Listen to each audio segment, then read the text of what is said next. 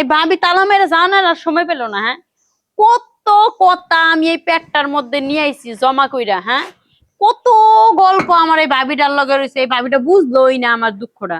হ্যাঁ, ভাবির লগে সুখ দুঃখের কত গল্প আমি করবো। এই কি রে? ভাবি গেল করে। এই হ্যাঁ, কেন কি করস? আমি কি করে এই ভাবির অপেক্ষায় রয়েছি। এখন আমি বাইতে যাম না, তুমি যাও গা।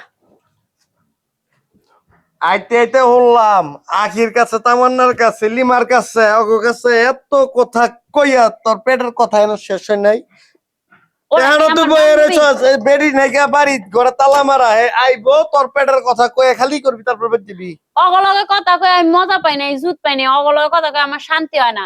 এই কারণে আমি এই যে ভাবির বগলে আইছি, অপু ভাইয়ের বউ আবার কথা কয়ে হ্যালো কয়ে শান্তি পাওয়া যায়। হ্যাঁ, আমার কথা বুঝে। আর ওরা খিটখিট করে হাসে, খিটখিট করে বুঝেই না মনে হয় কিছু, একেবারে খোকা বাচ্চা। ওই তুমি যাও দিহন পরে। আয় ওঠ ওঠ। আমি এখন যাম না, পুরা ডিম। যাবি না মানে?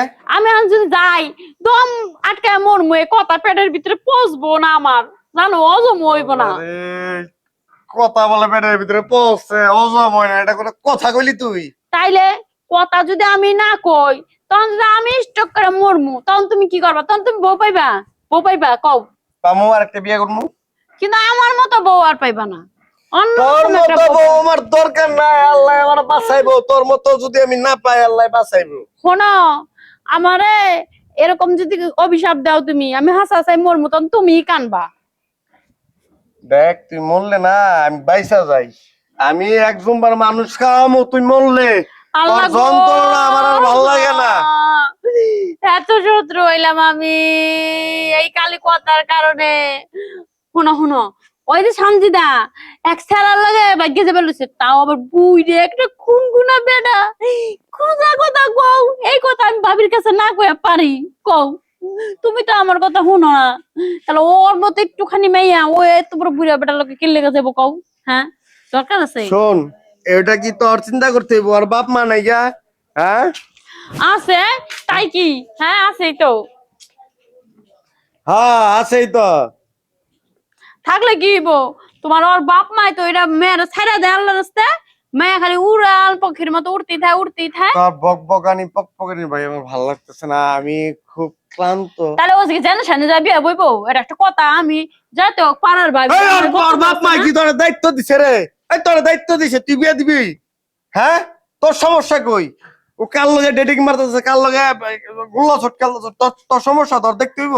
আরে এই কথা আরো কথা আছে, তুমি জানোই না।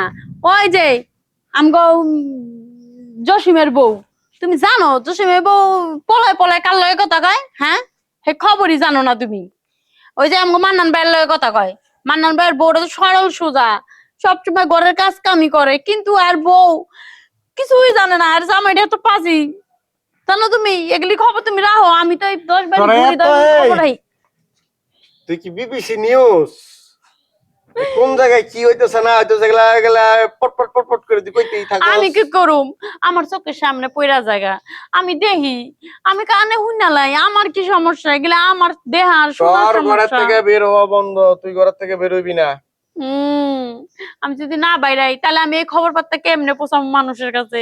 কেউ তোর জানে না এই দরকার খবর। নাই, তোরে তোরা জোর করে কইতাছি, তুই আল্লাহর রাস্তে তোর মুখ দিয়ে বন্ধ রাখ। তুই কারো তোর কিচ্ছু করার দরকার নাই। হ্যাঁ, তোমার চাচতো বোন, তোমার চাচতো বোন তুলি অলসারিও পলাইছিল, জানো তুমি? কপাল, আল্লাহ আল্লাহ রে। এই খবর তুমি জানোই না কেমন ভাই? আমি বুঝছি তোর পেছালা আমার আর অন্যর মন যেতেছে না, আমি গেলাম। ট্রেনে খানে গেলে একটা মাইক লাগে। আরে মনে হয় আরো খবর আছে তোমার।